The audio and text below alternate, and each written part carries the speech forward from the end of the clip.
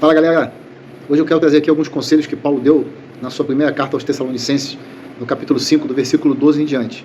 Então eu vou ler alguns aqui dos conselhos que ele deixa nessa carta, porque eu acho que são conselhos maravilhosos para mim e para a sua vida.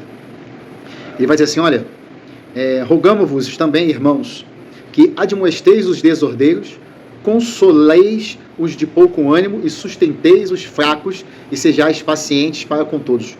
Olha quanta riqueza de conhecimento nesse pequeno versículo. Rogamos-vos para que vocês admoesteis os desordeiros, ou seja, temos que chamar a atenção dos desordeiros. O que acontece hoje em dia é que eu vejo uma coisa errada e eu deixo acontecer. Eu vejo alguém fazendo uma coisa errada e deixo acontecer. Às vezes dentro da minha casa eu vejo algo errado e eu não falo, não tomo uma atitude. Então nós temos que realmente chamar a atenção. E não é brigar, mas é ensinar, falar, olha, isso está errado, isso não pode, não deve ser feito assim. Olha, essa atitude não foi legal. Nós temos que chamar a atenção dos desordeiros. Temos que consolar os que têm pouco ânimo. As pessoas que estão tristes, abatidas, nós temos que consolar.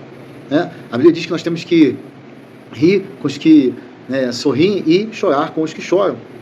O que acontece hoje é que muita gente só quer chorar quando a gente chora, mas não quer sorrir junto com a gente. Tem muita gente que só quer ver a nossa desgraça. Tem muita gente que torce para que o amigo, não é que ele se dê mal, mas que se dê menos bem do que eu. Então, esse conselho aqui, a gente tem que realmente consolar as pessoas que estão fracas, que precisam. Nós temos que ser conselheiros. As pessoas têm que olhar para nós e falar assim, poxa, ali eu tenho um bom conselho. Ali é uma pessoa que pode me ajudar. Nós temos que consolar aqueles que têm pouco ânimo. Sustentar os fracos. Então, aquele que está fraco, nós temos que colocar de pé.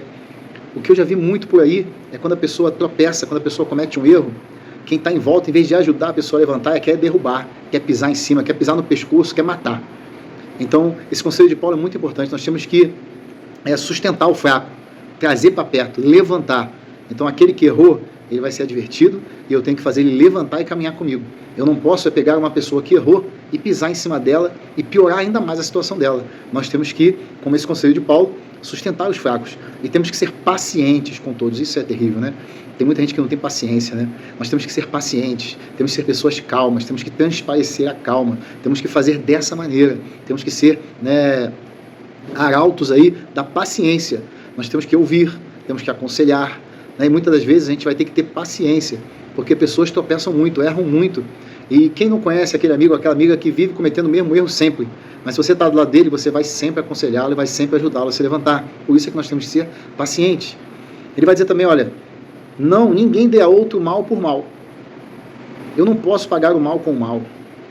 Né? A gente tem que aplicar aquela regrinha de ouro. Eu só vou fazer pelos outros aquilo que eu gostaria que fizessem por mim. Mas fulano fez isso comigo, eu vou fazer com o outro. Não, está errado.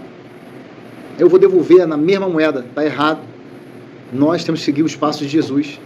Jesus ele fala que tem que dar outra face, mandar caminhar uma camilha duas, dar a capa para ele.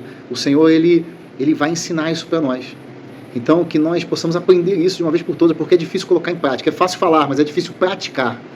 Então, coloque em prática isso na sua vida. Não devolver na mesma moeda, não pagar mal com mal. Paulo vai dizer, olha, regozijai-vos sempre. Isso é lindo demais. Alegrai-vos sempre.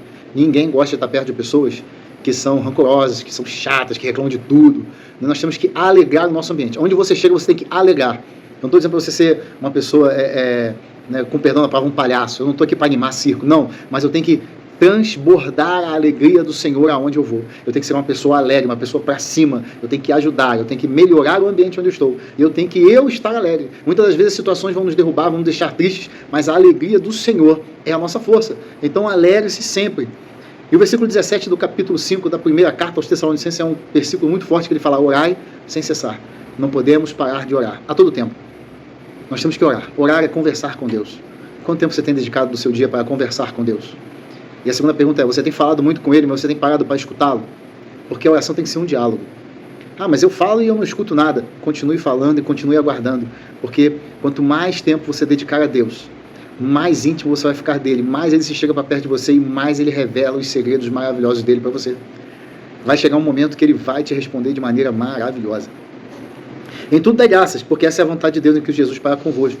Em tudo dai graças.